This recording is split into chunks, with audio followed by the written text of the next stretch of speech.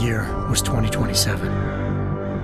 Advances in biotechnology were helping people improve their physical and mental abilities to an amazing degree. Provided, of course, they had enough money. A new breed of people was emerging, half human, half machine. And in Detroit, at least, not everyone was happy to see it. I'd just landed a job as head of security at Sarif Industries, a cutting-edge biotech firm.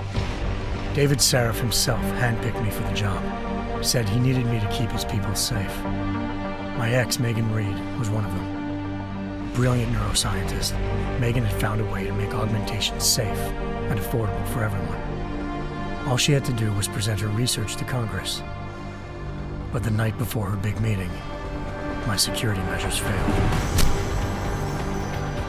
A team of Black Op mercenaries stormed into Sarif headquarters, massacring everyone in sight. 3 of the mercs were heavily augmented walking tanks. Their mission? Take out Megan and her team. I tried to stop them, but their leader tossed me through a plate glass wall. Last thing I heard as his bullets slammed into my brain was Megan's dying scream. I should have died with her. Only I didn't. High-end military-grade enhancements saved my life. The best augmentation Sarif's money could buy. It took me half a year to get a feel for her. Should have taken longer. But 6 months into my recovery, Sarif Industries was attacked again. This time, by a radical group of pro-human purists. Violent, militant, and fanatically opposed to human augmentation. They claimed to be members of Humanity Front, a non-profit organization that wanted the UN to limit biotechnology research. The thugs broke into Sarif's factory and found machinists working overtime on a top-secret military augment called the Typhoon. Sarif sent me to retrieve it, and when I did, I found one of the so-called purists next to it, wired with cerebral implants, trying to download its classified specs. Obviously, something more was going on. The AUG killed himself before I could question him. Sarif ordered me to dig deeper, so with the help of Frank Pritchard, Sarif's head of cybersecurity, I did. Turns out a second hacker had been controlling the AUG's actions from somewhere off-site. Pritchard and I tracked his signal to a secret FEMA internment camp in Detroit. The Black Op mercenaries were there. The same mercs who'd left me for dead 6 months before. Figured they'd try again when they saw me. Wasn't so easy for them this time. I took out the tank named Barrett, even got him to give me a new lead. A penthouse apartment in China. Of course, we both knew it would be a trap in the end.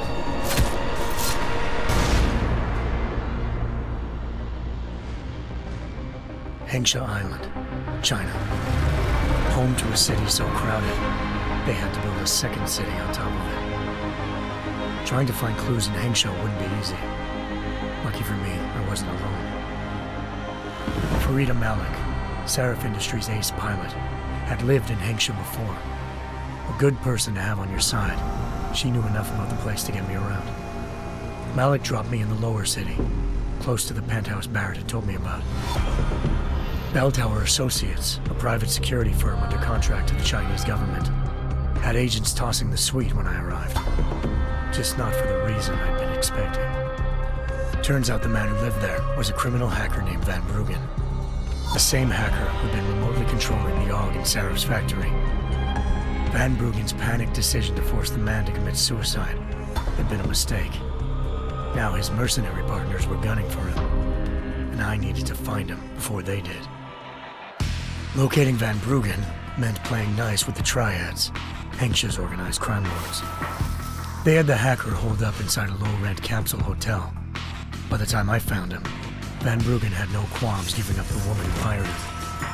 Zhao Yunru, president of the Taiyang Medical Corporation.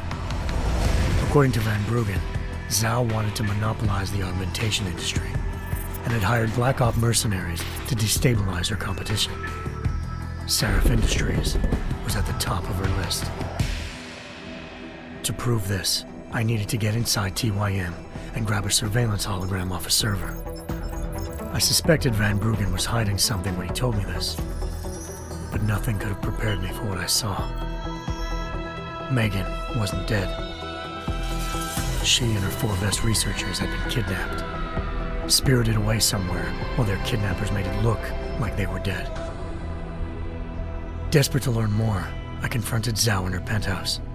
She claimed to be a pawn in a bigger plan, and hinted at a group so powerful it controlled global interests at a whim. Then she slipped into a panic room and hit the alarm, forcing me to make a very quick exit. I figured Zhao was lying, but part of her confession made sense. David Sarif had been worried about his people. So worried, he'd required all of them to have subdermal locator devices surgically implanted. The GPLs would have been broadcasting the day of the attack. But Zhao said a single call to Picus, the world's leader in global 24-hour satellite news, had turned those signals off. I needed to fly to Picus headquarters in Montreal if I wanted to learn more.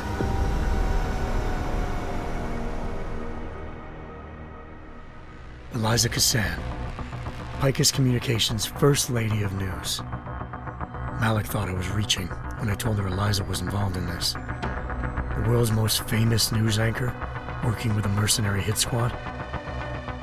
But when I confronted Cassan in her office, she freely admitted to jamming Detroit's satellites the night Megan's team had been taken. Said she's just been following her commands. I suspected she wanted to say more. But Black Op mercenaries showed up looking to shut us both down. And just like that, the Eliza I'd been talking to disappeared. The Mercs were led by an augmented killer I'd crossed paths with twice before, Fedorova, a woman who'd made silence her best friend. She waited for me to track Eliza's transmission to a secret server room underneath the Picus complex, then jumped me from behind. A deadly fight ensued. I made sure she never moved silently again. With Fedorova down, and no one left to keep Eliza quiet, she reappeared. Turns out Picus's First Lady of News wasn't a lady at all.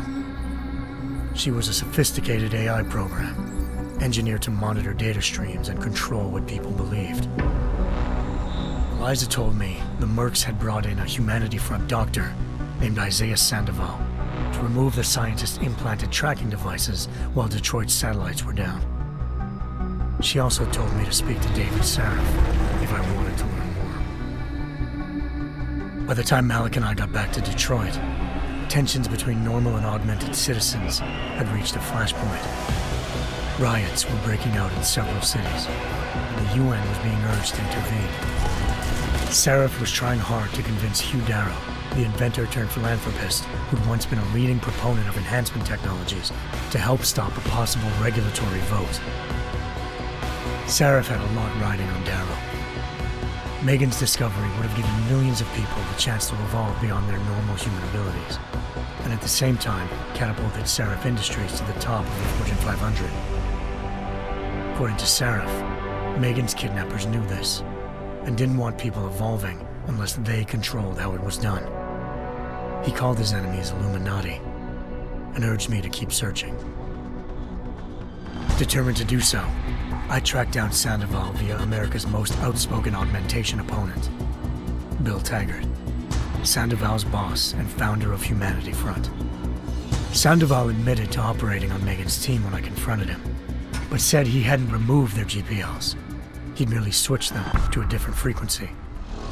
Pritchard was able to trace one of the signals to China. Malik and I immediately took off in pursuit. Unfortunately, the Illuminati were one step ahead.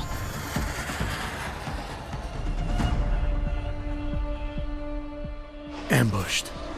Shot out of the sky by Bell Tower Associates, seconds after entering Hengsha's airspace. Malik's piloting skills saved me. After a tense and bitter struggle, I escaped into Lower Hengsha. The tracking signal I was following led straight to the Triads, or more specifically, to the augmented arm of Tong Si-hung, leader of a gang of augmentation harvesters. Tong said they'd taken the arm off a corpse, which Bell Tower had left at their door, meaning at least one of Sarif's scientists was dead. Maybe not the rest of them, though. Tong pointed me to a port used for human trafficking and helped me slip aboard a bell tower ship. It was sailing to Rifleman Bank Station, a military base in the South China Sea. Bell Tower was holding kidnapped civilians as prisoners there, and using them to perfect the Hyron Project, a human-computer interface that left most of its test subjects dead. My search for Megan would have ended then, if not for a mysterious ally named Quinn. In exchange for my help exposing Bell Tower, he slipped me aboard a second ship headed to Singapore, and an Illuminati-run biotech facility called Omega Ranch. 3 of Seraph's scientists were there, forced by their captors to create a technology capable of remotely shutting down augmented abilities. Thanks to an emergency recall notice issued by the World Health Organization, millions of people all over the world already had the biochip installed. With the help of the scientists, I tracked Megan to a private section of the ranch. There, I ran into Yaron Namir, the walking tank who'd put a bullet in my brain the first time we met. He'd teamed up with Zhao and was hoping to catch me off guard. Their little ambush didn't work. I found Megan in a suite belonging to Hugh Darrow, the billionaire philanthropist who'd Seraph had called on for help. Darrow had convinced her to go along with the biochip plan by promising to sabotage the tech. As she was explaining this, Darrow appeared in a global broadcast, telling the world that augmentations would be the death of mankind. Then he activated the biochips to prove his point. All over the world, augmented people flew into a killing frenzy. Darrow had betrayed everyone, and it was up to me to set things right. To do it, I had to reach Panchaea, a massive installation in the Arctic Ocean. As I raced through corridors built by an all-augmented workforce, I saw death and destruction firsthand. By the time I shut down Darrow's broadcast, I knew the damage he'd done.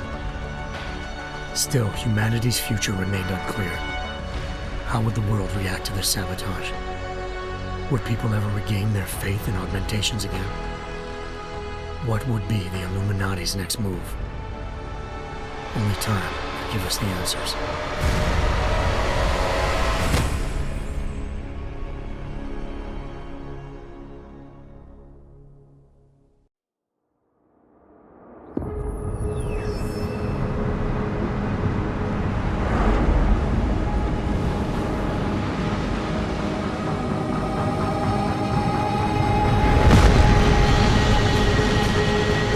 I once thought I could save the world. Now look at it.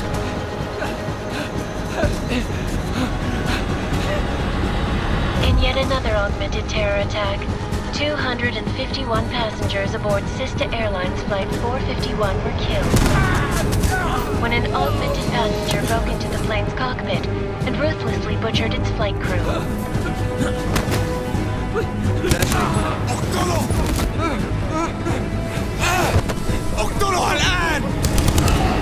Details recovered from the black box recorder suggest that the man may have been suffering flashbacks to the AUG incident.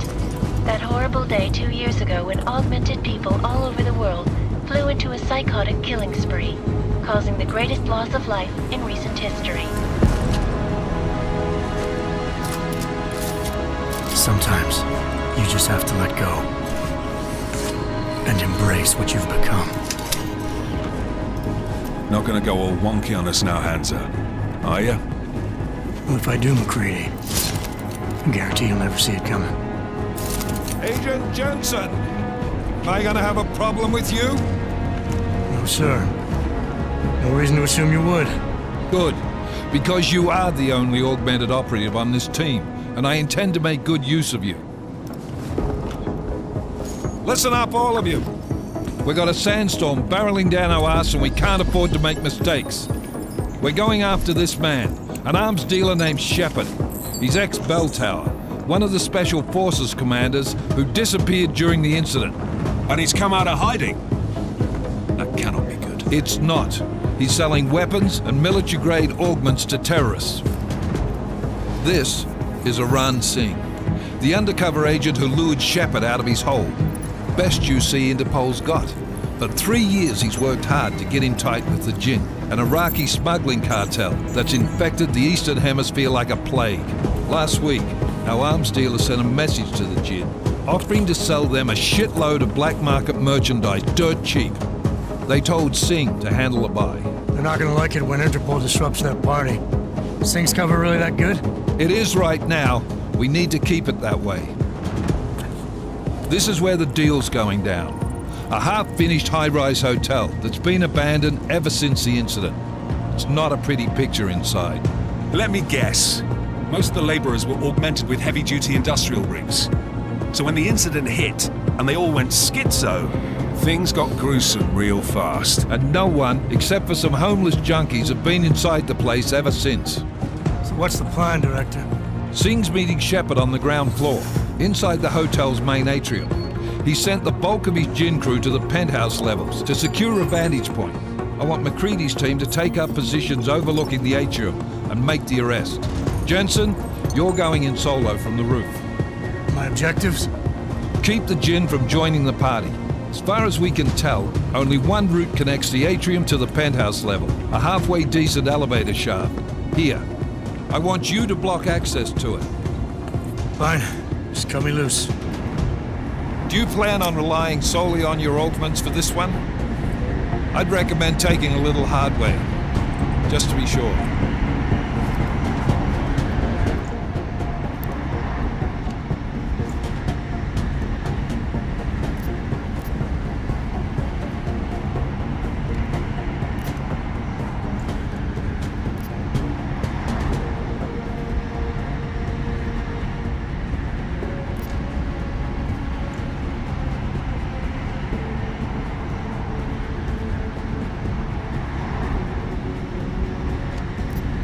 I'm not leaving my 6 exposed. Give me something lethal.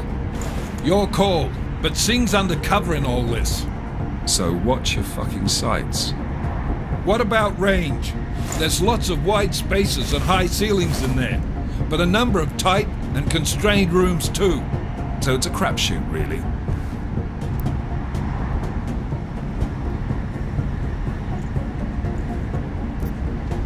Well, I'm not looking to play dice with anyone in there. Give me something with distance. Your call. Less chance of being seen and compromising Singh that way. One last thing, Jensen. Singh said the Jinn are using some sort of portable Wi-Fi device to boost communications. He's got a better chance of maintaining cover if you disable it. I'll keep an eye out for it. But aren't we on the clock here? You said there's a sandstorm moving in. There is, and we got the intel on this mission at the very last minute, so we're scrambling a little. If it comes to it, your number one priority is keeping the Jinn out of that atrium. Copy that. Time to put away your heavy thoughts, gentlemen. We're approaching the target building. You're up first, Jensen. Let's do this. Task Force Actual. This is Knife Leader. Engage Hush drives and descend to Angels 1-5.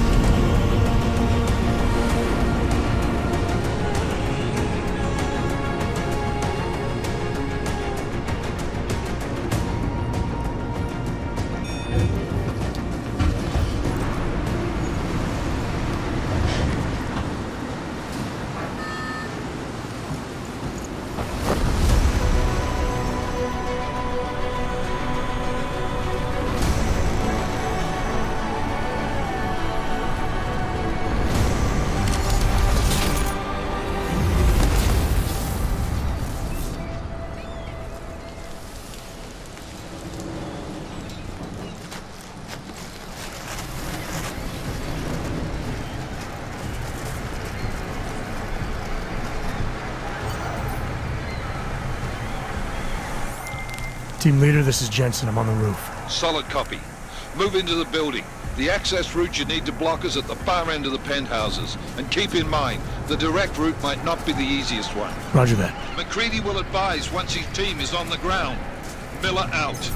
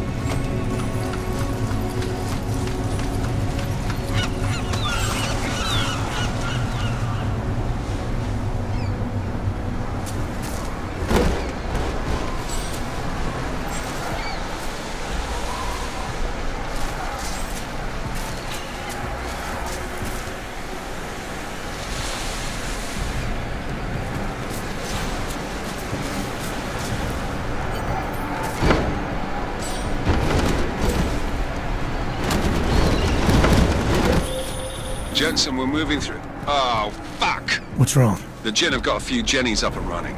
Gonna have to hack keypads. You should enjoy it, McCready. They have colors and shapes. Just remember, red means bad. Fuck you.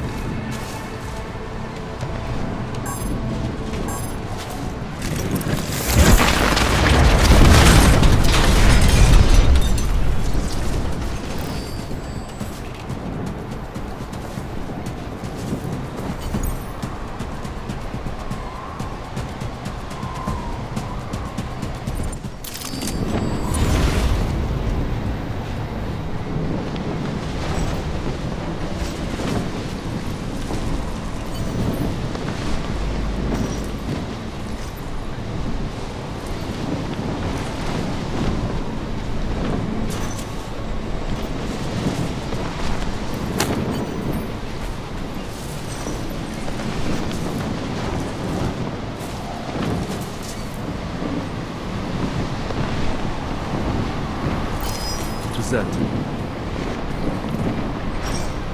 Over there!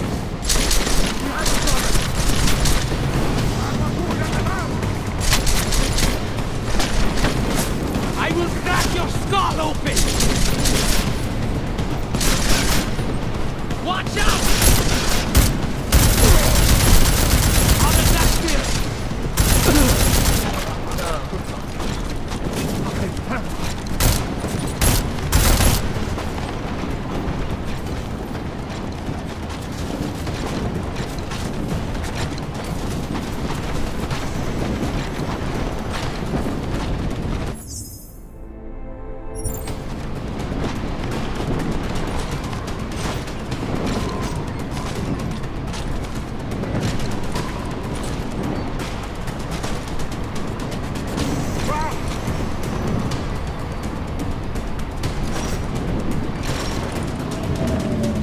Damn squatter. I think that was the last one. احنا ما بدنا احد تاني يحط هذه